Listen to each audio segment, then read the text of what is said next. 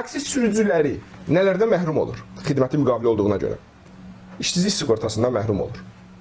Taksi sürücüsü qəzaya düşəndə bu şirkət, taksi şirkətləri onlara hər hansı bir ödəniş eləmir. Bu taksi sürücülərinin tətil hüququ yoxdur. Bu taksi sürücülərinin məzuniyyət hüququ yoxdur.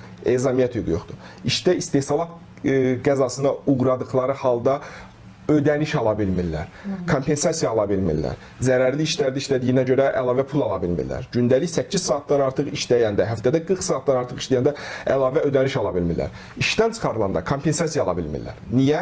Çünki bunlar bərabər hüquqlu tərəf kimi götürülür və bunlar xidməti müqavilə ilə işə cəlb olunur. Böyük Britaniya bununla bağlı nə etdi? Taksi sürücüsünə məzuniyyət hüququ verdi, gündəlik iş saatı müəyyən etdi.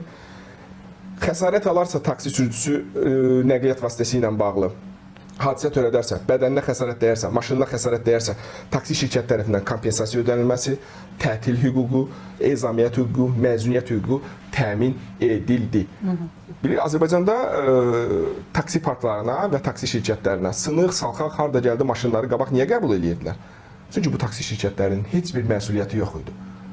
Əgər bu taksi şirkətlərinə bir məsuliyyət qoysaq, bu taksi şirkətlərinin apardığı adamı taksidə əgər 15 saat işləyənə görə kimsə ölürsə, kiməsə xəsarət yetirilirsə, bütün bu xərcləri həmin taksi şirkətinin boynuna qoya bilsəydik, qanunvericiliyimiz və aparılan işlər buna doğru olsaydı, artıq taksi şirkəti özü maraqlı olacaqdı. Daha səliqəli adam işə götürsün, daha yaxşı maşın işə götürsün, daha saz maşın işə götürsün və işçi 8 saatdan artıq işləməsin. Taksi sürücüsü, üzr istəyirəm, mənim ən geniş çıxışım budur, bundan sonra mən sizə qulaq asacağam hamınıza. Taksi sürücüsünün 8 saatdan artıq işlənməsi tamamilə qanunsuz və əsassızdır.